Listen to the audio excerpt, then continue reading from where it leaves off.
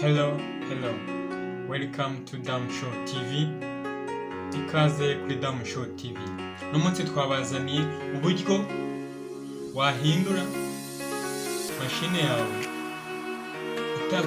ya connectingaga wifi idakora bigatuma ikora neza. Wabigenza ute? Ushobora kuba machine yawe iri connected ariko wajya searching ikintu ukabibura. Urugero nk'aha ngaha, this site can't be reached.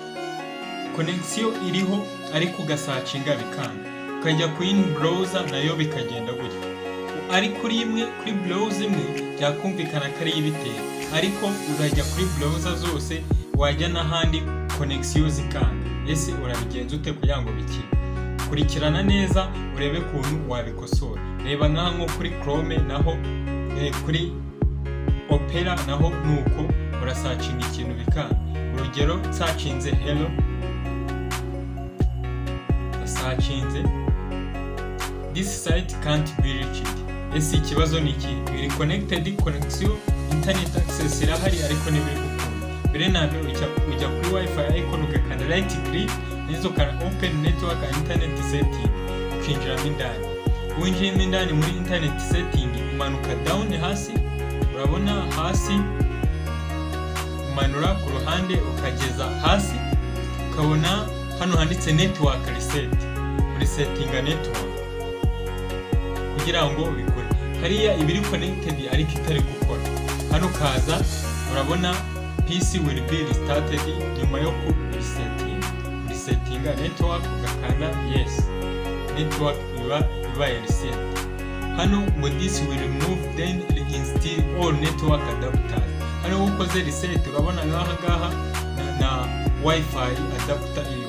Hano kwereka ko iri shooting down, iri restarting mu minota 5 ikiza. Nawe ushobora kubyikora ukarestarting. Rero nka hariya uri settinze ikuramo driver yanyize ukongera ikazinstalla kugira ngo nyine no kuri setting kongera kuri starting. None hano twirestartingiye machine kugira ngo tugire vuba. Hano ibifunguye bitangira kwikorozinga yatagira igihomba, ubundi ikaristatinga.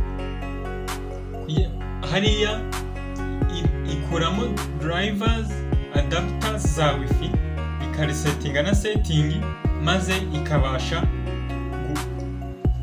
gusubiza ibintu ku murongo, maze connection yawe ikaza gukora. Nibwo buryo umuntu aba akoze ara kuri reset. Aha ngaha urabona cya gihe driver ya wifi yagaragara nk'itarimo, ariko urabona hano urebye hano ku ruhande urabona ko isa nk'iyahageze. Hano tugiye guconnectinga wifi yacu, niturangiza dusacinge ikintu turebe koko nimba wifi yacu ikora. Hano yari gusoza reset, afunguka command cmd, reka duconnectinge wifi yacu, connect automatically, connect. Noneho dusacinge turebe nimba koko byakunze. Rero ufite ikibazo nk'iki atari ukubera browser ubona usacinga kuri zose ukabona bikwanga tu, ukora kino kintu cyo kuri setting. Ariko wari browser gusa wajya muri setting zayo, cyangwa ukajya ukurikira video zacu twagiye dushyiraho zimwe na zimwe zivuga kuri ibi byo kwanga kwa internet. Wagenda uzibona kuri video zacu twashyize. Urabona dusacinze hano byo biremeye, bya bindi ngo this site can't be reached, urabona ko bitagarutse. None urabona ko na YouTube tugerayo bigakweringa. So uragusacinga na Dam Show TV ukabona video nyinshi zitandukanye dushyiraho zakwigisha byinshi. Dam Show TV ngiyi, wabona video nyinshi, reba ngiyi, wabona wifi password zawe saved muri machine yawe ukoresheje commande, yaba ari za kera cyangwa izubu, byose dushyiramo video.